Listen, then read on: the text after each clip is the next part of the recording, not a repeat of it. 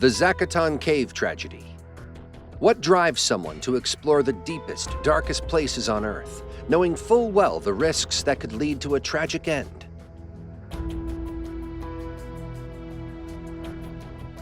That's the story of Shek Exley, a pioneer in cave diving. With his unmatched experience, Exley ventured into this treacherous underwater world. But even his expertise couldn't prevent the fateful outcome. So, what exactly happened in those depths? Welcome to Tragedy Hub, and without further ado, let's uncover the full story. The Zacaton Cave. Deep in the heart of Tamaulipas, Mexico, lies a natural wonder that has captured the curiosity and caution of explorers worldwide, the Zacaton Cave. It's not just another sinkhole. Zacaton is one of the deepest water-filled pits on Earth. The water's surface might seem calm, but beneath it, it drops down into the unknown, with depths plunging over 1,000 feet. That's a descent into darkness that only the most skilled divers would dare to explore. To top it off, what makes Zacaton particularly intriguing is that much of it remains unexplored. The cave's layout is complicated, with narrow passages and unknown twists, creating a complex underwater world. For decades, it has been a site of fascination and fear for divers, drawing those who seek to push the boundaries of what's possible in underwater exploration. Among them is the legendary Shek Exley, who decided to test his limits in these dark waters. Shek Exley. Now let me tell you, Shek Exley wasn't just another diver. He was a trailblazer in a world where few dared to tread. From a young age, Exley was drawn to the depths, and by the time he was in his teens, he was already exploring underwater caves that most would consider off-limits. With time, his name became synonymous with cave diving because he didn't just dive, he redefined what was possible in the sport.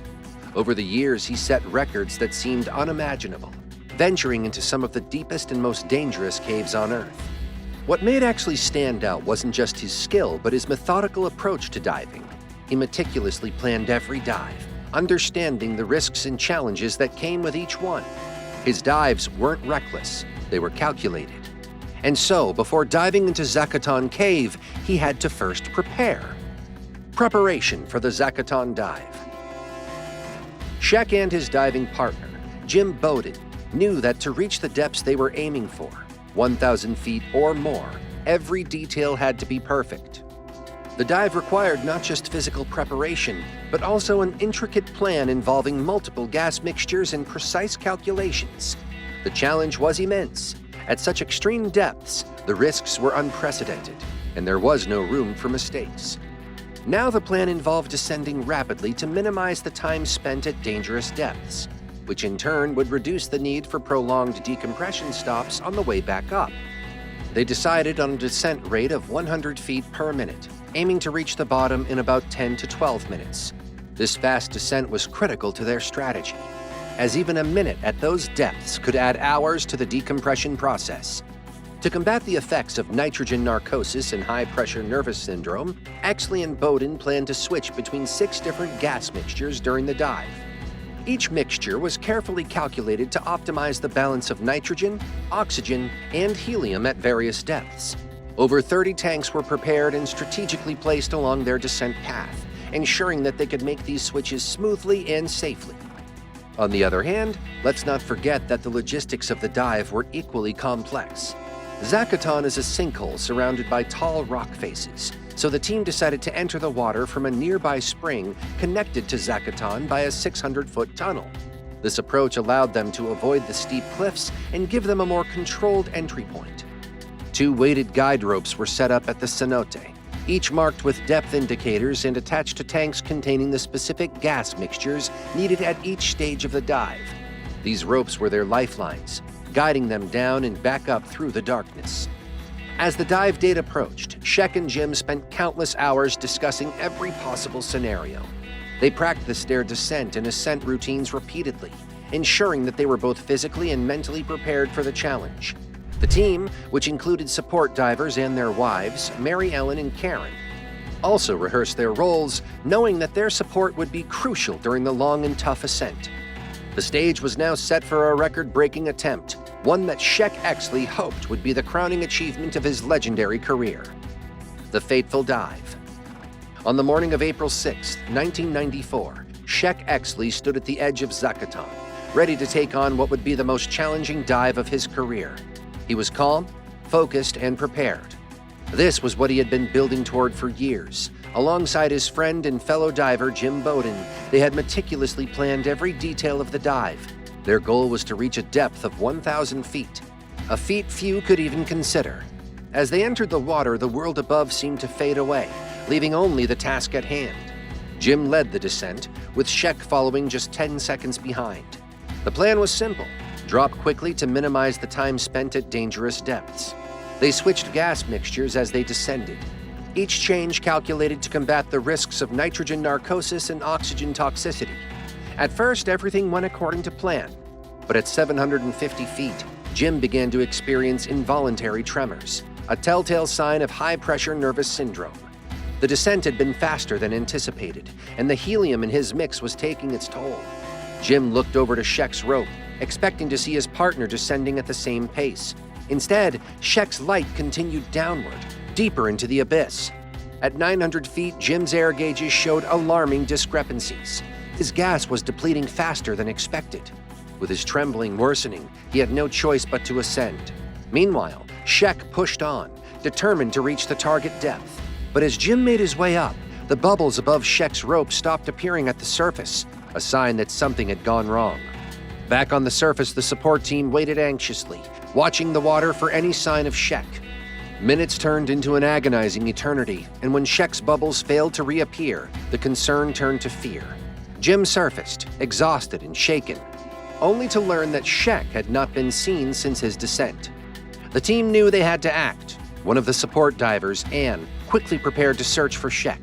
Descending to 250 feet, she looked for any sign of life, but there was only darkness. Mary Ellen, Shek's wife, joined the search, but it was becoming painfully clear that something had gone terribly wrong. Hours passed, and hope began to fade. Then, as the team retrieved Shek's guide rope, they found it weighted down. Shek's body was entangled in the line. What exactly happened in those final moments remains a mystery. Some believe HPNS may have caused Shek to lose control of his equipment, while others speculate that a miscalculation in his gas mix played a role. There's even the haunting possibility that Shek, realizing his fate, tied himself to the rope so his body could be recovered. Anyway, the news of his passing quickly spread through the diving community, sending shockwaves across the world. In the days that followed, there was an outpouring of grief from fellow divers, friends, and admirers. But it had already happened, and the focus now shifted to what might have caused it: aftermath. So in the days and months following the tragedy, there's an intense focus on understanding what had gone wrong. Divers, scientists, and experts in the field began reevaluating the techniques and protocols that had been in place for deep cave diving. The discussions were not just about what might have caused Exley's death, but also about how to prevent such a tragedy from happening again. One of the key areas of reflection was the physiological impact of extreme depths on the human body. The diving community became more aware of the effects of high-pressure nervous syndrome, oxygen toxicity, and other risks that intensify as divers reach the extreme limits of depth. These dangers, while known before, were now brought into sharper focus, leading to more thorough training and safety protocols for those attempting deep dives. Exley's passing also led to a broader conversation about the limits of human exploration. His death wasn't seen as a failure, but as a reminder that some places are simply beyond the reach of even the most skilled explorers. But anyway, for many divers, Shek Exley's legacy became a guiding light, a source of inspiration tempered by the knowledge of the risks he faced. His contributions to the sport were monumental, and his loss only deepened the respect for the discipline, skill, and courage required to venture into the world's most dangerous caves. Without a doubt, his influence didn't end with that fateful dive. His life's work continues to shape the practices and mindset of the diving community, ensuring that the lessons learned from his final dive are never forgotten. As we reflect on the incredible life and legacy of Shek Exley, one question lingers: what drives us to explore the most dangerous and uncharted places on Earth, knowing the risks that await? Could it be that in the face of the unknown, we find our true limits, or perhaps something even greater? Let us know your thoughts in the comments section below. Don't forget to leave a like, subscribe, and turn on the notification bell.